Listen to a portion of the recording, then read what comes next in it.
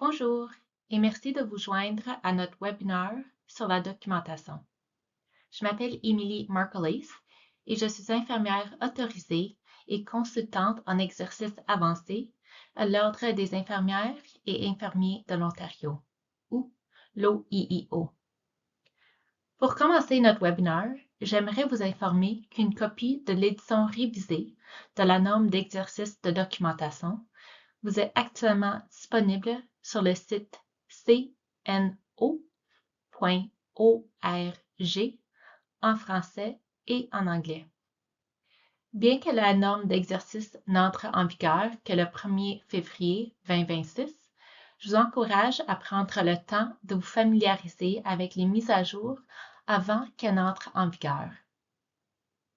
Au cours de ce webinaire, nous allons premièrement passer en revue le rôle et la fonction des normes d'exercice et, deuxièmement, passer en revue les principales mises à jour de l'édition révisée de la norme d'exercice de documentation.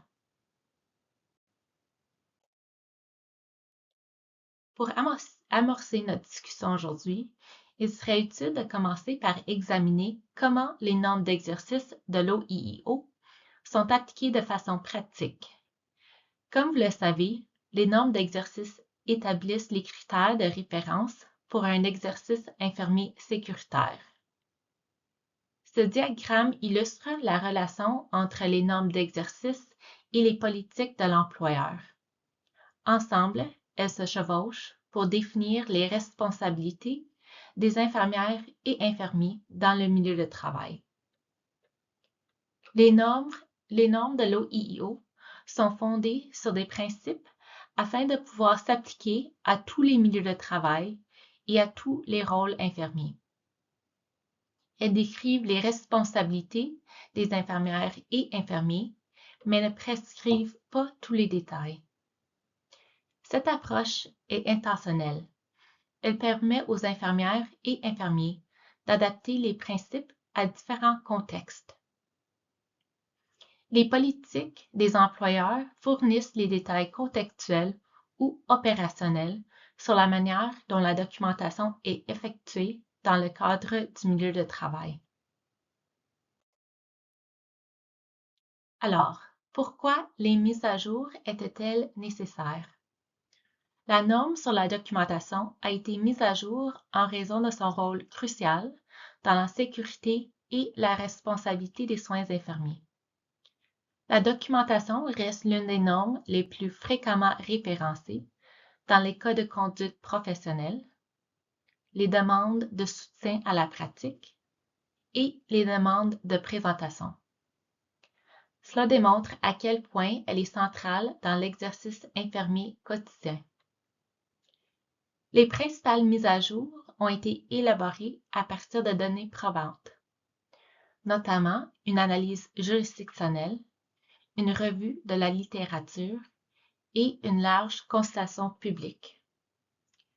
Nous remercions les infirmières et infirmiers, les employeurs, les universitaires, les associations et les syndicats qui ont partagé leurs idées et ont contribué à orienter ce travail important.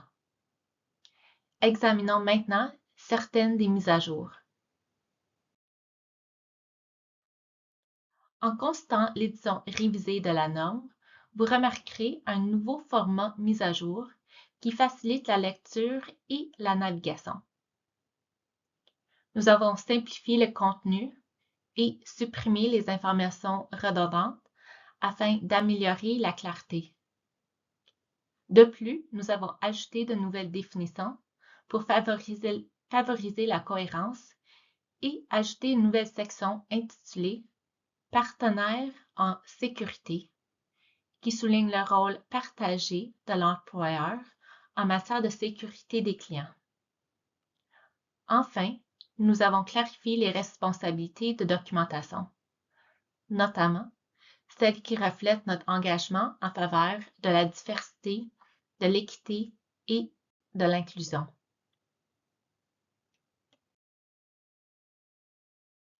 Afin de renforcer et de clarifier les attentes, l'édition révisée de la norme sur la documentation s'articule autour de 3 principes clés: la communication, les exigences en matière de documentation et la sécurité de l'information. Chaque principe comprend une série de responsabilités générales fondées sur des principes de sorte qu'elles puissent s'appliquer à tous les infirmières et tous les infirmiers, dans tous les rôles et dans tous les milieux de travail. Dans les prochaines diapositives, nous examinerons de plus près chaque principe et les principales responsabilités qui en découlent. Commençons par le principe de communication. Ce principe vise à s'assurer que la tenue de dossier infirmier communique des informations essentielles, claires et complètes et exactes pour des soins sécuritaires et coordonnés. Les infirmières et infirmiers utilisent leurs connaissances, leurs compétences et leur jugement pour déterminer les détails qui doivent être documentés, en fournissant suffisamment de clarté et de contexte pour que d'autres puissent comprendre ce qui s'est passé et ce qui doit être fait ensuite. Cela comprend la documentation de la démarche infirmière, des interactions importantes avec les clients ou les familles et les conversations pertinentes avec les membres de l'équipe soignante. Ce faisant, les infirmières et infirmiers créent un dossier clair et complet qui favorise la collaboration, la continuité des soins et la sécurité des clients.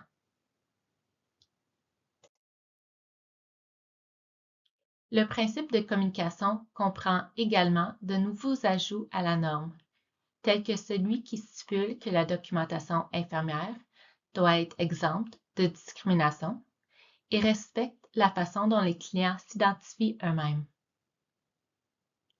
Nous avons aussi inclus la responsabilité de vérifier l'exactitude de la documentation lorsqu'elle est générée à l'aide de technologies telles que l'intelligence artificielle.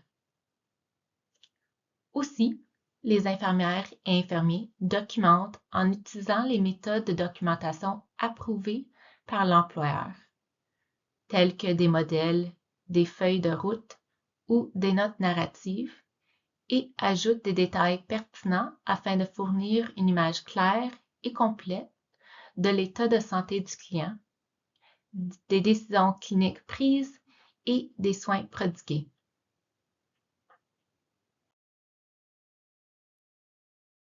Le principe suivant concerne les exigences en matière de documentation. Ce principe met l'accent sur les pratiques courantes en matière de documentation qui sont nécessaires pour maintenir une documentation cohérente, appropriée et exacte. Les infirmières et infirmiers sont tenus d'appliquer ces pratiques, notamment en signant chaque entrée avec un identificateur unique, comme leur nom et titre désigné, en documentant dans l'ordre chronologique, en indiquant lorsqu'une entrée est tardive et en corrigeant les erreurs sans supprimer le contenu original. Il est également important de ne jamais supprimer ou modifier la documentation de quelqu'un d'autre.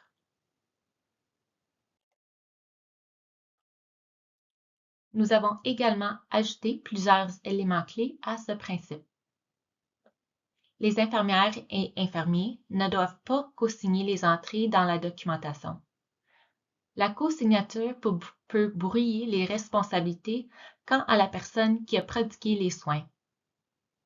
La personne qui fournit les soins est chargée de les documenter, à moins qu'il n'y ait un secrétaire désigné. Il est important de documenter le mode de communication utilisé, qu'il s'agisse d'une communication en personne, par téléphone, par courriel ou via une plateforme virtuelle. Enfin, une documentation complète permet de saisir tous les détails cliniquement pertinents dans le dossier de santé permanent. Cela comprend non seulement les notes narratives, mais aussi les images, les vidéos et toute information échangée grâce à l'utilisation de la technologie.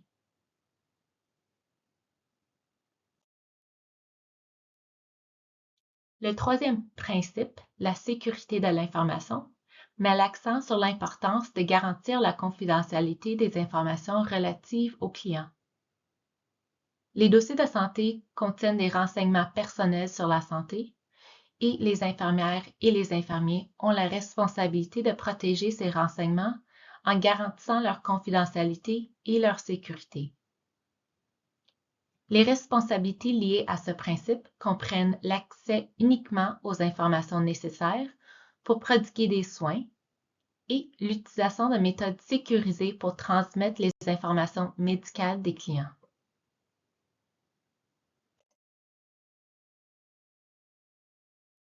Ce principe introduit de nouvelles responsabilités. Les infirmières et infirmiers doivent utiliser leur propre identifiant de connexion unique lors de la documentation électronique. Cette mesure simple assure un accès sécurisé.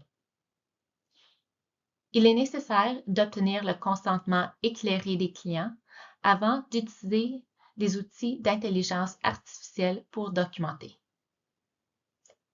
Enfin, si des documents doivent être déplacés, cela doit être autorisé et effectué de manière sécurisée.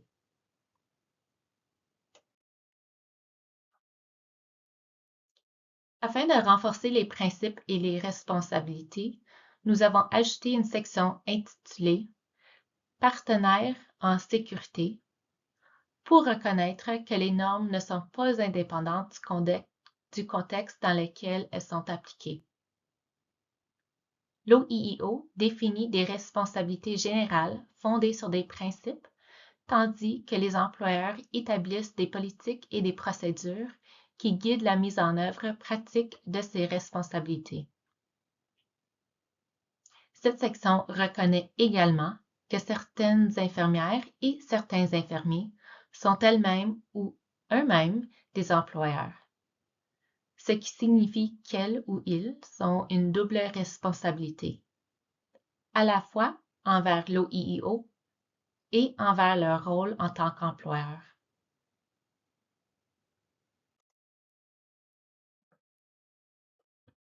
Nous avons élargi notre glossaire afin d'y inclure de nouveaux termes qui favorisent une compréhension partagée des termes fréquemment utilisés. Par exemple, nous avons ajouté des définitions pour des termes tels que l'intelligence artificielle, entrée tardive et secrétaire désigné. En ajoutant ces définitions, nous visons à assurer que les infirmières et infirmiers, les employeurs et les partenaires partagent une compréhension commune des concepts clés.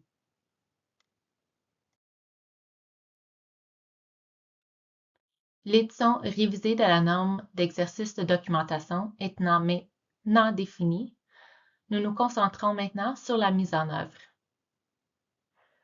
Nous avons déjà commencé par mettre à jour nos FAQ, Ask Practice, maintenant disponibles en ligne.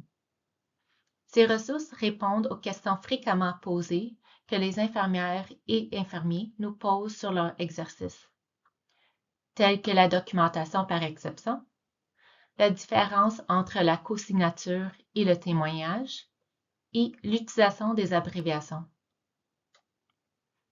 Nous développons également des modules de micro-apprentissage, de cours vidéo ciblés qui mettent en évidence les changements clés et offrent des exemples pratiques pour les infirmières et infirmiers de tous les secteurs. Enfin, ce webinaire est disponible sur notre site web en anglais et en français.